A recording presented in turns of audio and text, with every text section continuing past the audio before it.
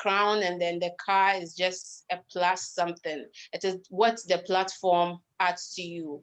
The platform is what you are supposed to use, and in using it is to use it to benefit society, to help your country or your people. Basically that. Okay. Charity, I'd like to hear from you. Okay, sure. So I also don't think is the stuffs you get or the rewards you get after that, but then it's about what you learn and also what you impact in others, such as like you don't have to, because the car is for you, but what will the society get from you? What impact are you going to give to the society? Maybe your confidence you can share with others to build their confidence. For instance, when you are going for a beauty pageant, you have to have a goal, like what will you be doing? Yeah.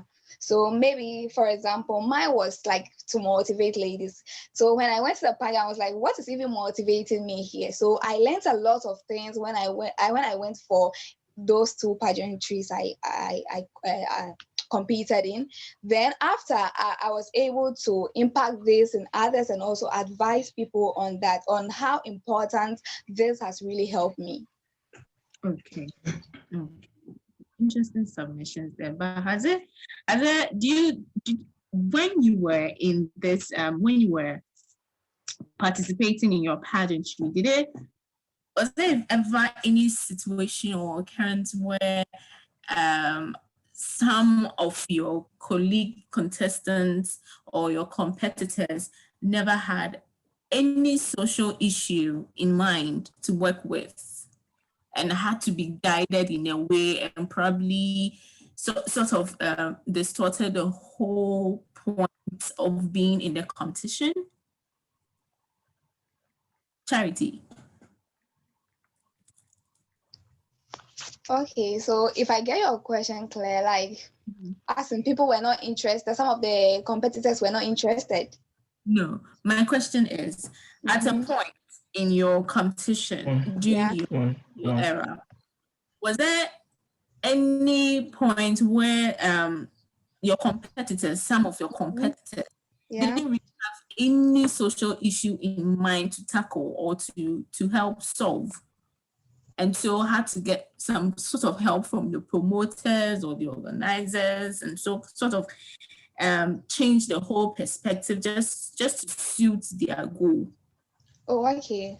For me personally, I'll talk from what I've experienced and stuff.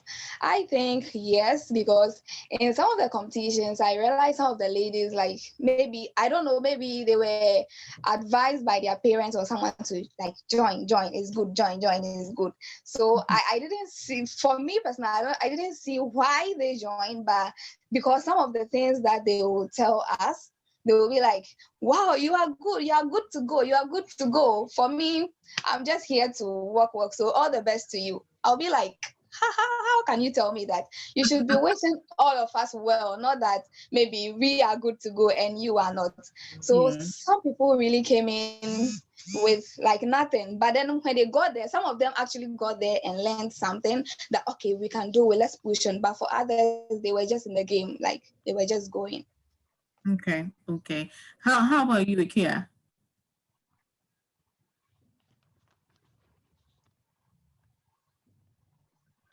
Okay, Akia, I think is having some technical issues.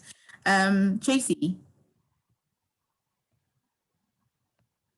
Okay, so I'll always talk from the brand I'm associated with.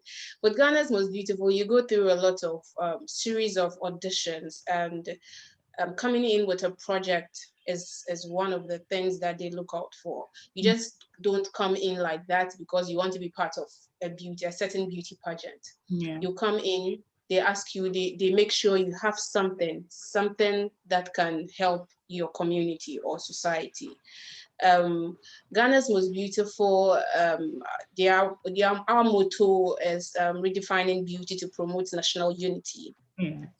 So whatever it is that you come in for, if you want to be associated to the brand, you have to look at their motto, what they stand for. And mostly it's about unity, me being a Dagomba girl, and then still trying to understand and accept Akans as Ghanaians, as them being just like me. Ghana's Most Beautiful is basically about culture, but at the end of the day, you come in with a project.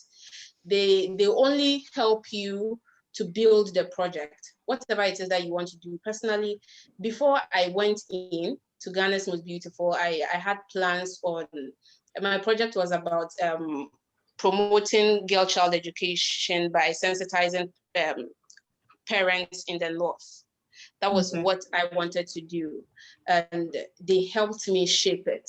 But at the end of the day, through learning and all that, I got to know that, okay, so girl child education isn't just the problem I have in my region. There are other factors, things that normally people don't highlight about obstetric fistula. So it was through Ghana's Most Beautiful that I realized that, okay, so there's something, we are always talking about education, education, education. Yes, it's a good thing for me to take up, to take on.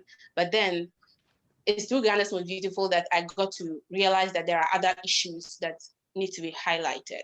So I didn't just go in empty, I went in with something, and it helped me discover other things as well. Okay. Ikea, did they ever happen during your era?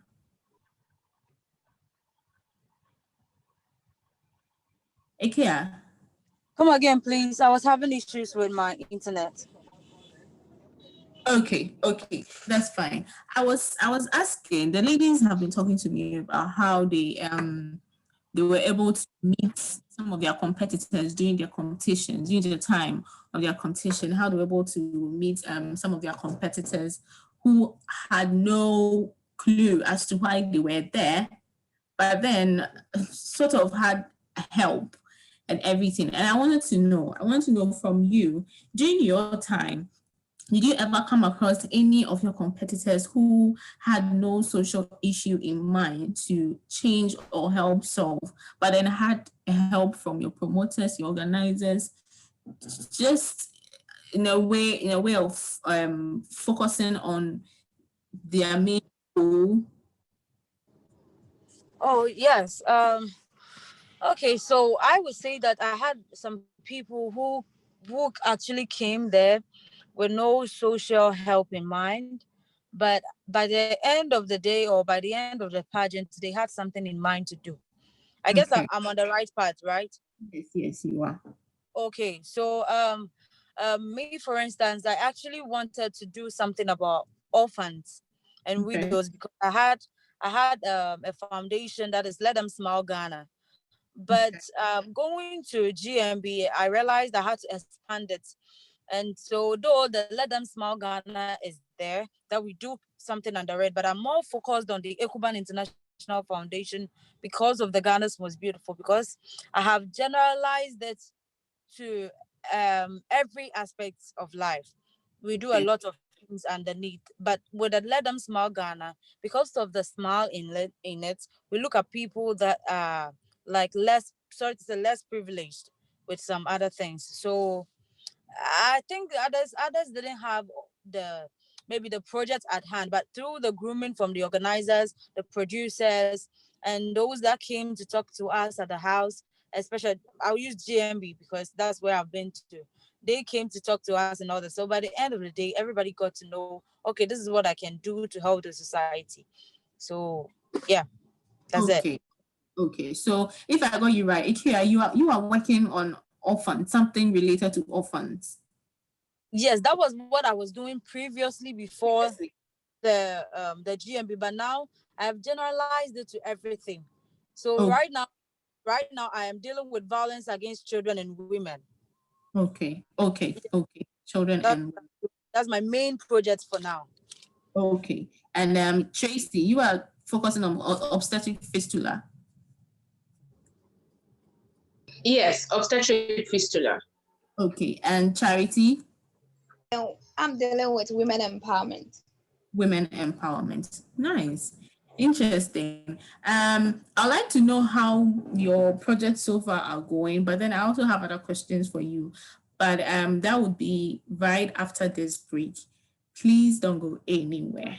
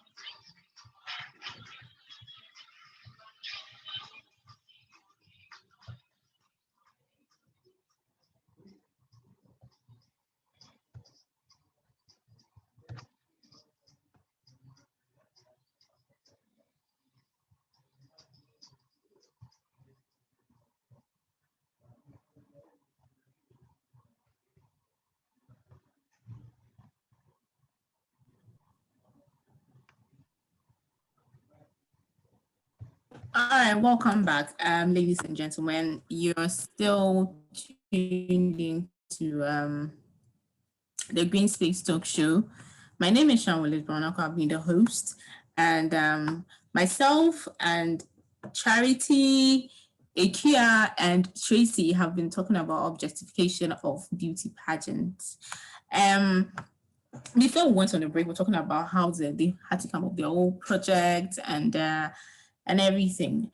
But right now, let's just delve into some other related issues.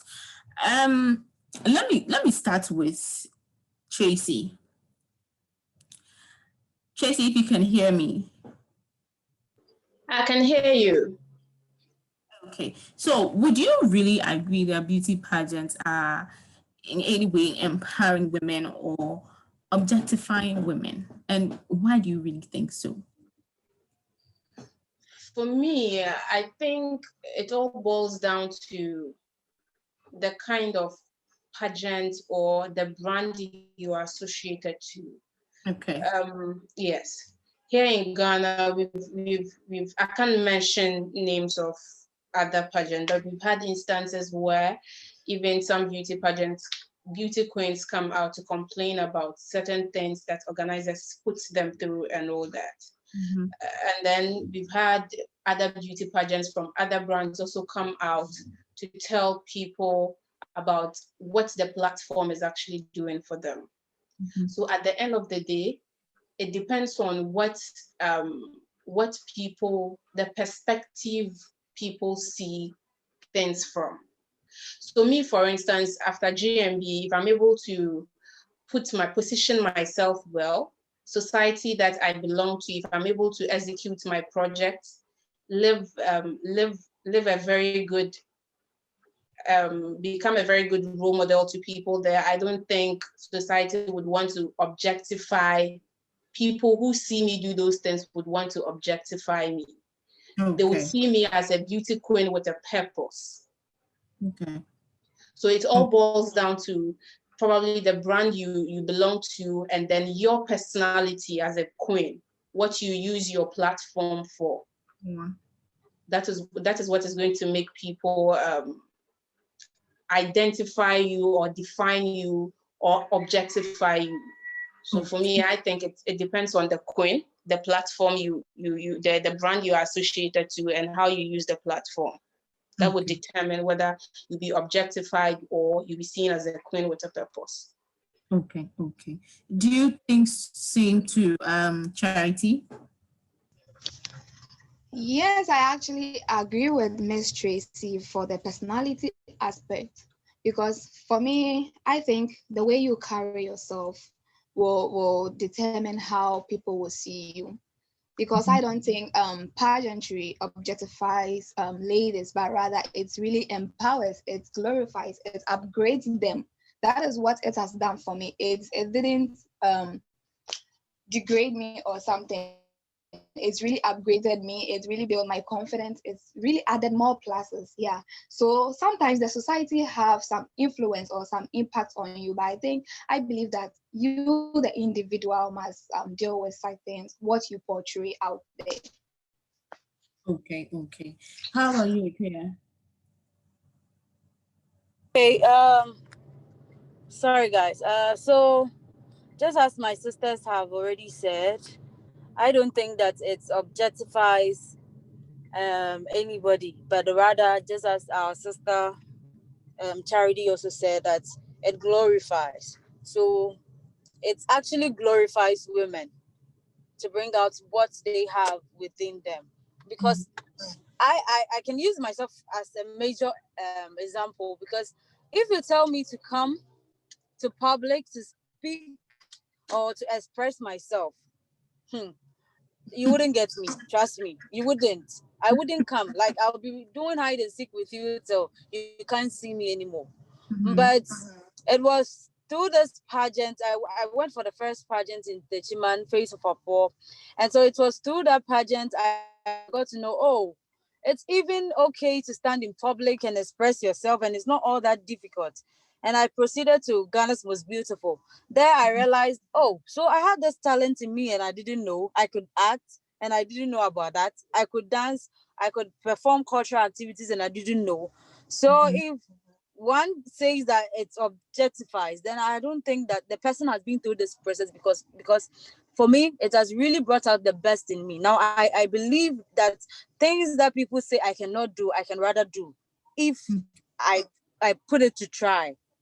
That's my point now. So because of GMB, I was able to know that I could act. So if somebody wants to like give me a chance of acting, I could say, yes, I can act, because on GMB stage, you act.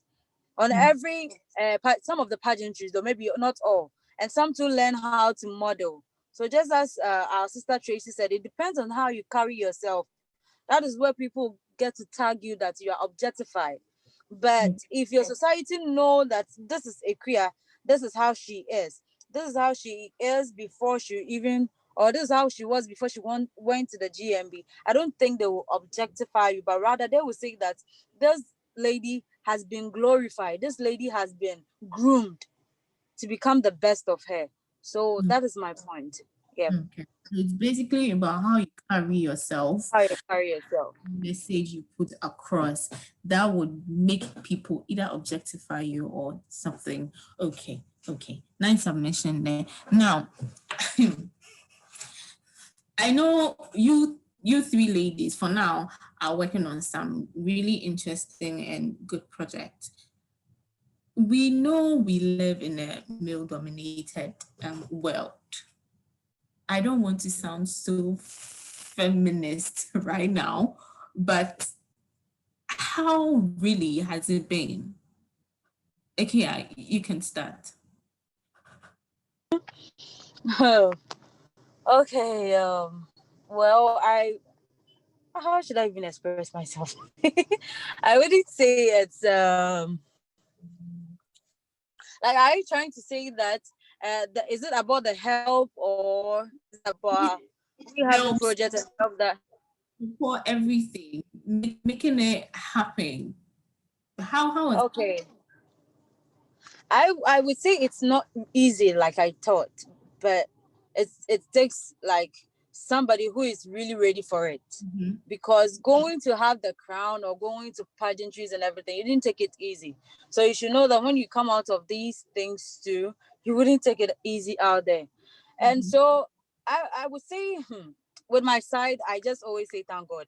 I just say it's just by grace, because it's really difficult. Some people can go in and have it easy, but you will get there. And because you have been through this beauty pageant stuff, they want to have something to do with you before, you know what I mean, right?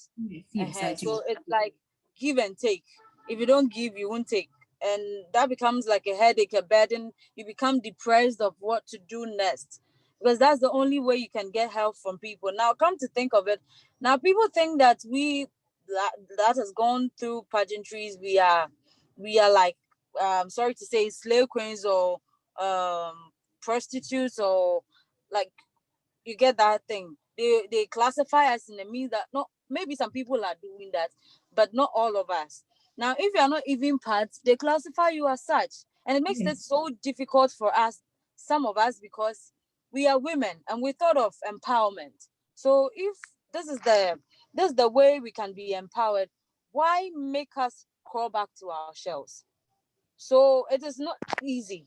For me to get money to finance my projects and all that, you have to be moving here, driving here. Somebody can tell you, I'll give you this amount, but unless you do this with me, like, how can I sleep with all of you?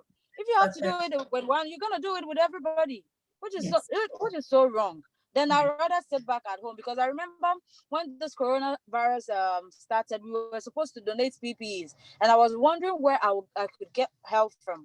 Now, the people I contacted, almost 80% of them wanted to do something with me before they can give me money to donate PPEs to people that are gonna be prevented from the virus. Now I came back home, sat down, and was like, then I'm not gonna do anything again.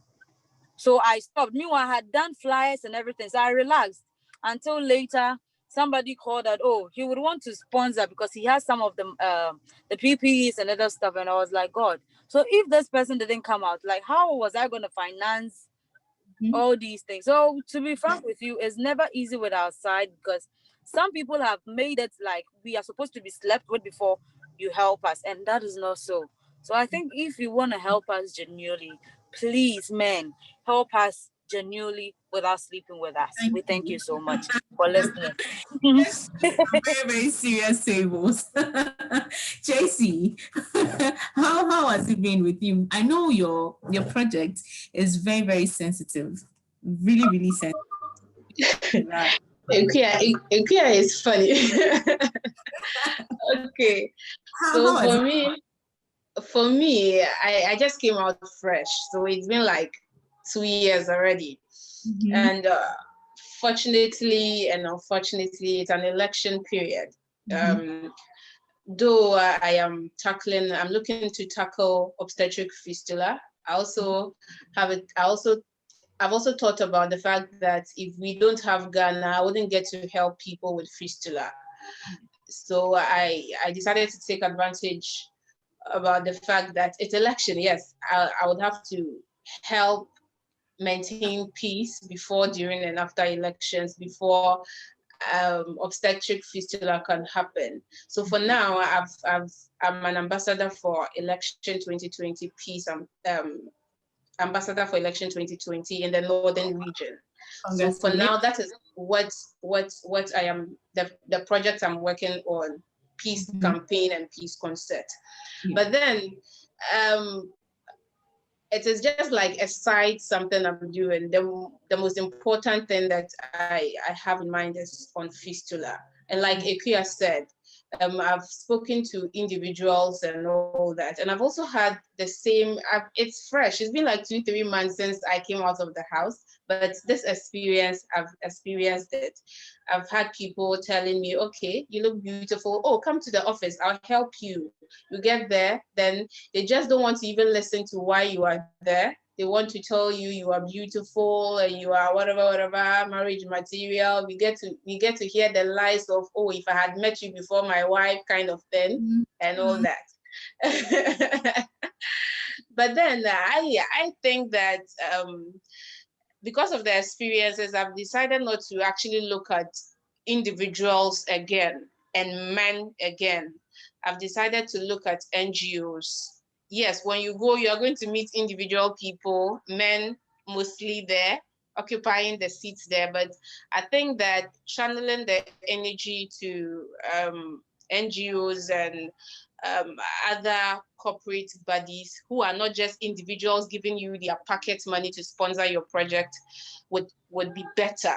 So that is what I'm planning on doing. I'm actually trying to work with NGOs who share the same vision, who have who are also working towards this project, obstetric fistula and all that.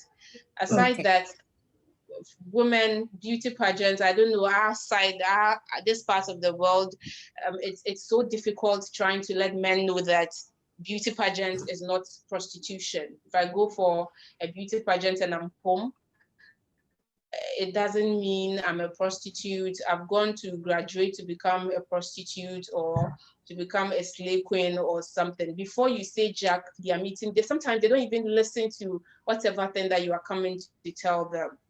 They just want to have their way with you. They wouldn't even listen to see whether you are an intelligent person and you have something better to offer your country or to offer your community. Yeah. They want to look at, okay, let me look at your pants before I can, sorry to say, before I even listen to you and all that. And it's bad. Like Akua said, men, please listen to us and stop trying to enter into our pants.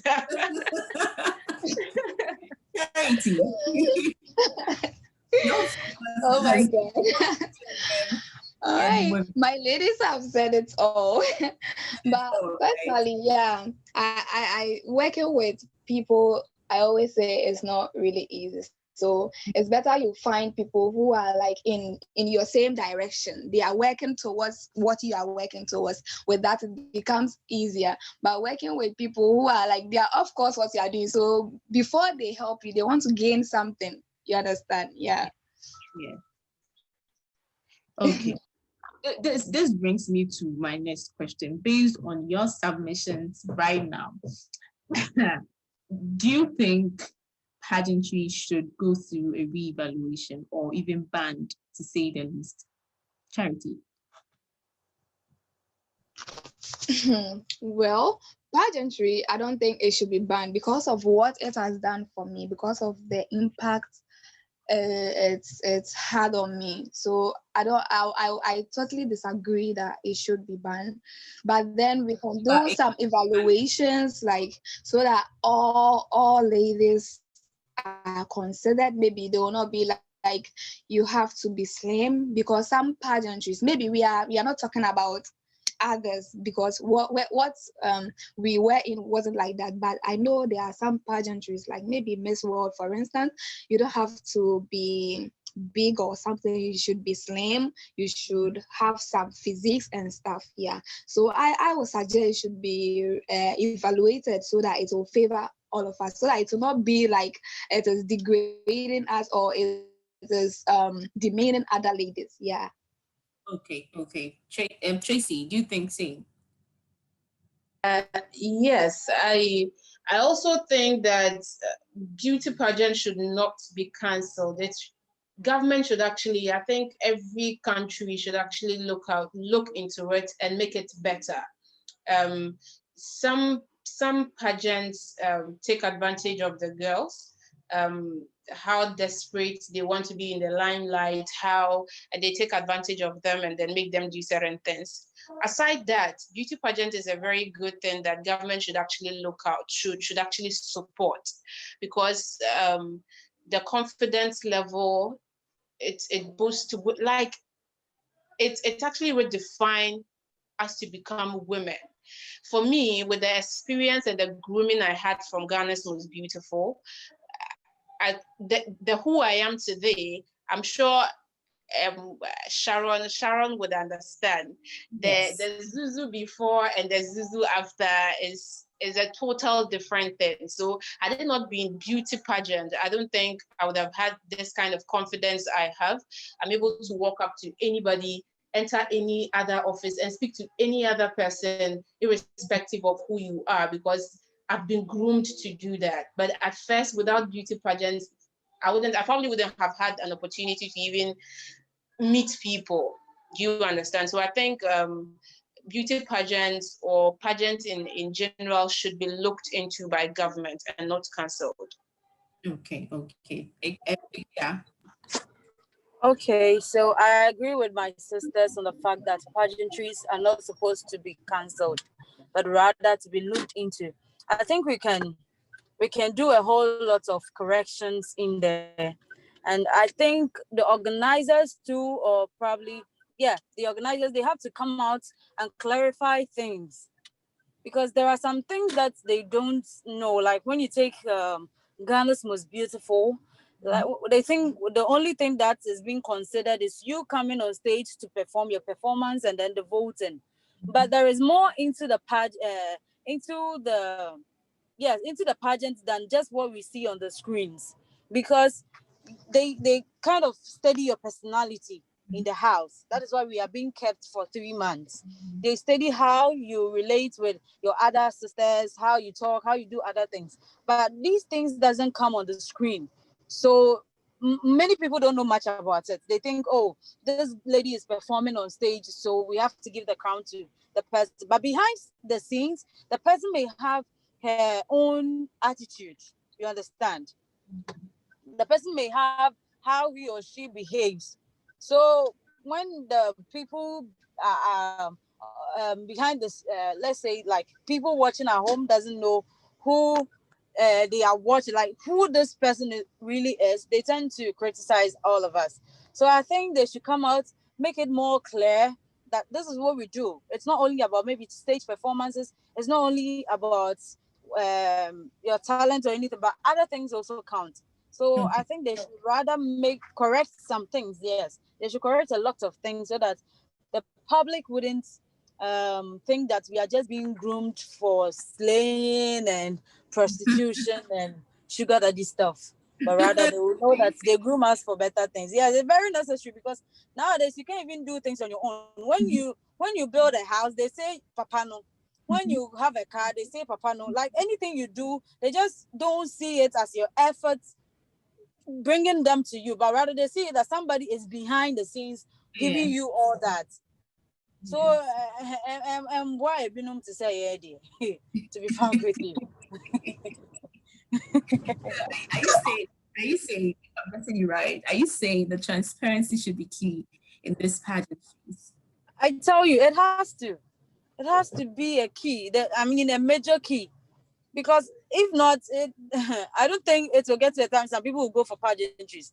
Because if I knew that you go and at the end of the day, somebody can tell you that you even slept with a producer to get the crown. I mean, how? Then the producer could have given the crown to me during the auditioning time. Yes.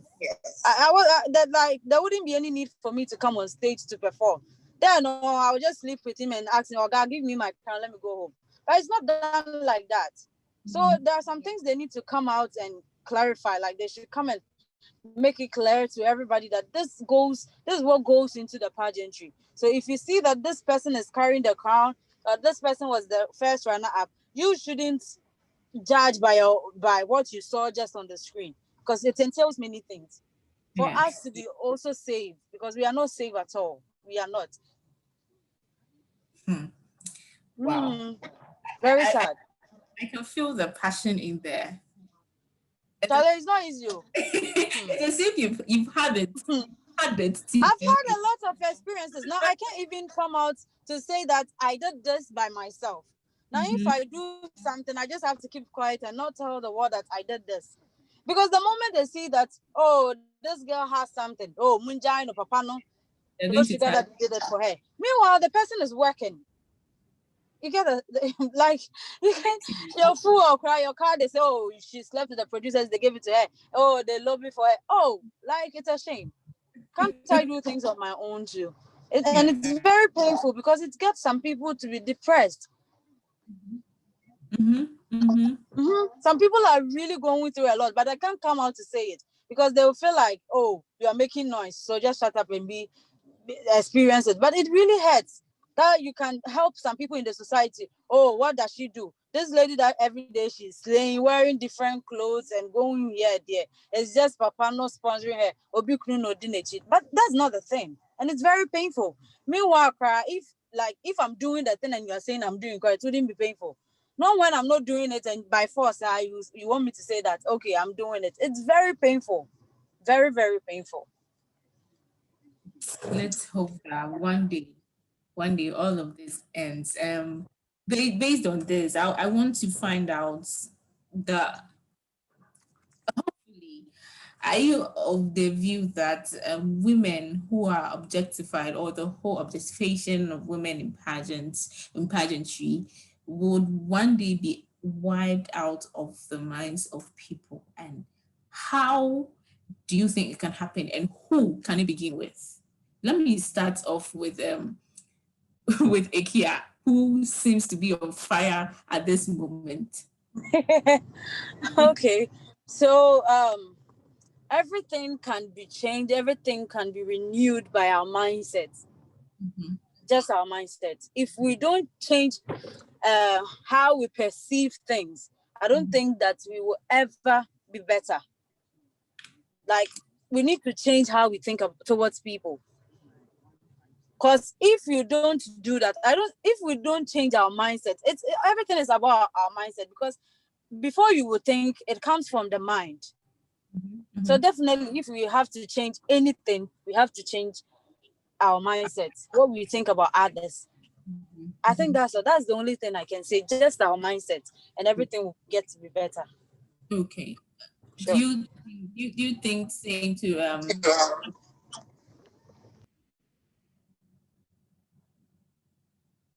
Charity? Helen. Yes. Do you also think it has to first deal with our mindsets? Yeah, mindset, that is we the individuals. Yeah, we the individuals, we should, our perspective, our thinking, then it will go out there to the organizers and the others too. I wanted to know how do you think we can do this? Use the same platform that you are on, that's with the pageantries. Do you think this can be done?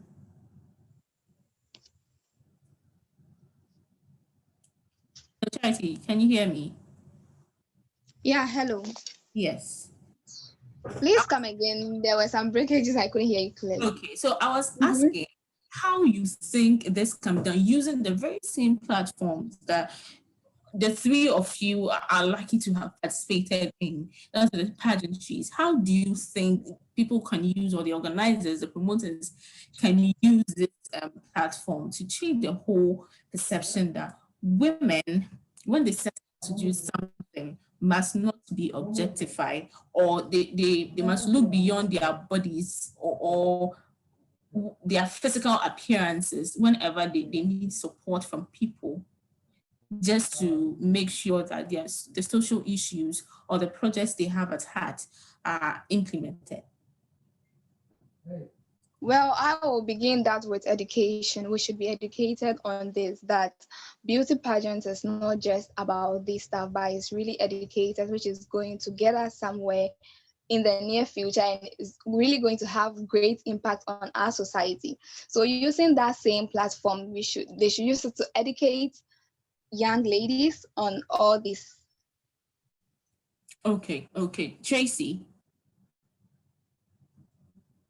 Okay, so for me, I think Ghana is doing a lot, but then we would go a long way before this can be eradicated. For instance, Ghana's was beautiful. They don't just paint the picture of objectifying women. They paint the picture of, okay, she's someone representing this particular region, and it is not necessarily about her looks, but her presentations and what she has to offer and what she has to tell the whole Ghana and the whole world about her region. That is basically it. But then we still have people thinking otherwise. You come out and they still objectify you. They make you feel like, okay, beauty pageant, be a beauty pageant. So I think we are doing our best. Brands are doing their best. I'm talking about beauty brands are doing their best to try and paint the picture of we are doing this beyond their looks. You shouldn't just look at how they look, how beautiful they are. Look at what they can do for the country and all that. But we still have other people objectifying it. I believe everything would definitely have an end. At a point, it will no longer be there, but I don't think it's any moment from now. It's going to change now. We will still live with it, but I hope that a lot of people begin to change their mindsets about issues like that, and then begin to see we, the young women, towing that path as queens with purpose and queens who are coming out to serve their communities and society as a whole. Thank you. Okay, thank you so much for your submission. But then one final question to the three of you. Let me delve a little bit into, I wouldn't say politics, but then to the tourism industry or the creative arts industry. Do you think the Ghanaian government has really been supportive of the creative arts industry? Looking at where you are coming from, Tracy. For me, I think government is doing their best with creative tourism. This year, last year was a year of return, and this year beyond the return and all that. I've seen Ministry of Tourism do things, support things, and then sponsor things like Ghana's Most Beautiful, for instance. We had Ministry of Tourism sponsoring as one of our sponsors. Okay. So I think government is doing their best. It's not, we've not gotten there yet, but I believe they are doing their best in Kakra. And I believe there are a lot of areas that needs to be discovered here in Ghana and all that. And we have places still in our regions. Me, from where I come from, there are a lot of places that believe that Ministry of Tourism and government should know about, but because they are not yet documented, and the ministries don't really even know about it. I got to know all these during the competition, that there were areas that I tried to speak about, and they are like, okay, so what is that? We've never heard of it. It's not documented and all that. I hope that government would work, the tourism industry, the ministry will work harder to discover any nitty-gritty tourist sites or anything that has to do with tourism, creative industry in the country. But for now, I think government is being supportive. Okay. How about you, Charity? Yeah, the government has been supportive as well with the tourism as well, very supportive. But then there are more areas to be discovered, because sometimes I do compare sometimes, like to here to Ghana, and I think there are more rooms for improvement. We can do better, because I think we have the talent and we have the people and we have the means to promote it. Yeah, so I think with should I say perseverance, or with more support and hard work, we can get there. Okay. How about you, Ikea?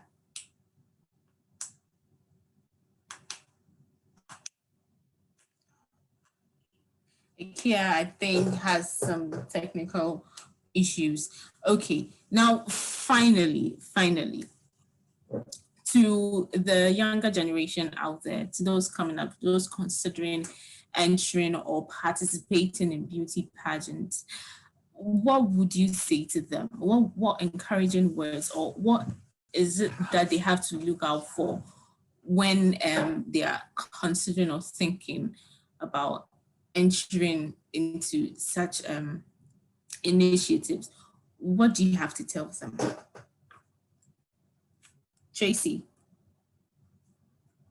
Okay, so for me, fortunately this afternoon I had a lady, I don't know, sent me a message on Instagram, and she was telling me she wanted to be part of Ghana's Most Beautiful 2021, and she wanted me to help her. And I was like, how? And all that. She was contemplating whether to go, because she feels like she's not good enough, and she feels like even when she gets in, she may not win and people will laugh at her and all that. I told her, I don't know whether what I told her was the best, but I just told her to be confident enough to not say someone will laugh at her. She shouldn't necessarily look at the crown going in there and by force, I have to win. If I'm part of Ghana's Most Beautiful, I have to win the crown. No, she should take that out of her head. She should look at the fact that she should look at the platform the brand is going to give her and what she can use the platform for. Sometimes you don't necessarily need to go in and win, but what we become after the experience is what matters. That was what I told her, and that is what I have to tell any other young lady who would want to do that part. Okay. How about you, Charity? Okay, for me, I would tell you to really participate because it's very educative and it's going to help build your confidence level because it has really had great impact on me. You're going to meet new people, you are going to interact, you are going to learn more, even in the process. You're going to learn more about people as well. And sometimes I will not say go in for the crown or just participate, but go in and give out your best and expect the best. Because sometimes when you go in with expectations, you are really going to fumble. You are not even going to enjoy how pageantry is. So just go in there, you're going to give out your best. And I believe that this is also a platform to pass out an information, because I think pageantry is one of the platforms I can prepare something for myself, for audience to sit down, just to look at me and listen to me. Yeah. So it's a platform to also pass out a very educative and informative topic you want the world to know. So it's a very good thing. Don't hesitate to join. In fact, don't ask anybody again whether you want to join. Join, my lady. Thank you. Thank you so much. Charity just said, going for the best, expect nothing and come out with the best. Ladies and gentlemen, this is where I'll wrap up for today's edition of the Green Speaks Talk Show. We've been talking about objectifying women in pageantries. My name is Sharon Willis Brown-Acquah. Today, I had my discussion with Tracy Zuzu. Her actual name is Tracy Abdul Wahab. She's the third runner-up of Ghana's Most Beautiful 2020, Akia Men's Bannerman, winner of Ghana's Most Beautiful 2019, and Charity Ifa, third runner-up of Miss Ghana Russia. Thank you so much, ladies. I wish you the very best in your project. I know that there's still more to come from you. We're expecting so much more. Tracy is focusing on obstetric fistula in the north. IKEA is focusing on women and children, and Charity wants to empower women. Now, to those of us out there, I pray that whenever any of these beauty queens come to us for support in any kind of way, you don't have to support them financially if you don't have it. You can do anything at all to help them, to support them, to push their cause, to create change in the society. Change always begins with us. It doesn't always have to come from the top. It begins from the grassroots level. Let's all try to support each other here, be it man or woman. This has been the Green Space Talk Show. My name is Sharon Willis Brown-Acquah, and this show has been able to come your ways by the kind courtesy of Peggy Bagon-Lurie, who acted as my producer. Peggy Bagon-Lurie is currently the Miss Ghana Russia Queen.